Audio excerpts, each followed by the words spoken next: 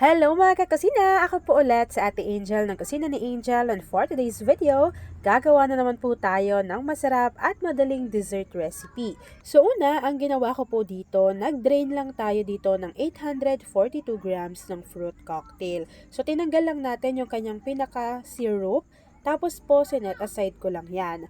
Bago, meron po tayo ditong 3 jar ng Tita Ellie na nata de coco. Yung pinili ko po ay yung kulay puti lamang. So kapag natanggal na rin natin yung kanyang syrup or yung pinaka-liquid ng nata de coco, set aside natin to. Bago, mag-drain lang din po tayo dito ng 1 jar ng red na kaong. So kapag natanggal na rin natin yung kanyang pinaka-syrup, dito po sa ating mixing bowl, ganito naman yung gagawin natin. So una, inilagay ko lang dito yung ating na-drain na fruit cocktail.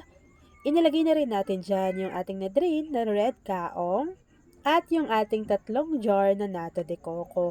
So kung napapansin niyo, napakarami kong nata de coco dito na inilagay kasi po ayaw ko siyang masira kasi malapit na expiration date niya. So sabi ko, isama ko na siya dito lahat. Pero pwedeng kahit 1 jar lang po yung gamitin ninyo. After po nun, naglagay lang ako dito ng 2 piraso ng buko na pinakayod ko na. Tapos po, inilagay lang natin yan lahat dito sa ating mixing bowl. Kapag napagsama-sama na natin lahat ng ating mga ingredients, tsaka naman po tayo maglalagay dito ng 1 can or 380 grams ng condensed milk. Ito po ay pinalamig ko lang sa aking chiller. And then, maglalagay na rin po tayo dito ng 250 ml ng chilled overnight na all-purpose cream.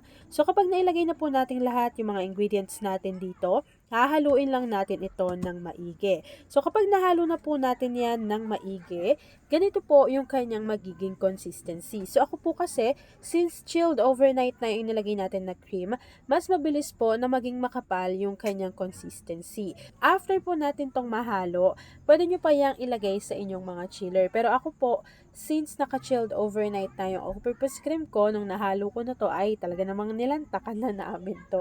So, ganun lang ha. Sobrang dali lang na ating dessert. Sobrang dali lang din mahanap ng mga ingredients. So, ito po, isang dessert recipe na talaga namang hindi nawawala sa mesa natin. Lalo na kapag may iba't ibang mga na tayo dito, okasyon.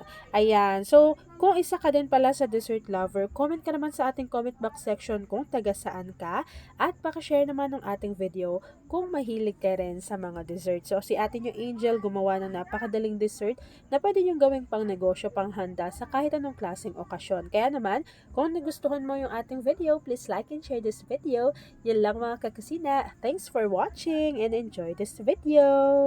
Eto, hindi talaga to binigay sa akin. Binili ko to sa sarili kong pera. Pero, gustong-gusto ko lagi itong sinishare sa inyo. Kasi, kapag naubusan ako ng gas, talagang dito yung takbuhan ko. Yung mga 11 kilos ko na gas. Ito talaga. Kunwari, walang kuryente. Diba? Kung induction cooker yung ginagamit mo. So, ito, pack na pack to. Tapos, isa lang yung gas niyan. Marami ka nang maluluto. And safe na safe din po si Gaslight. Kung ayaw ng white, napakaraming kulay na pagpipilian dyan. So, ako pangatlong kulay na to kasi yung dalawa, yung isa nandun sa isang kwarto. Tapos ito yung lagi kong ginagamit sa mga recipe video natin lately. So ito parang mag-iisang taon na rin to sa akin. Pero sobrang tagal ko nang gumagamit ng Gaslight. So kung gusto nyo rin yan, ilalagay ko yan dyan sa basket o kaya sa ating comment box section para makapagbili na kayo nito na talaga namang matutuwa kayo kasi magagamit na magagamit nyo po iyan.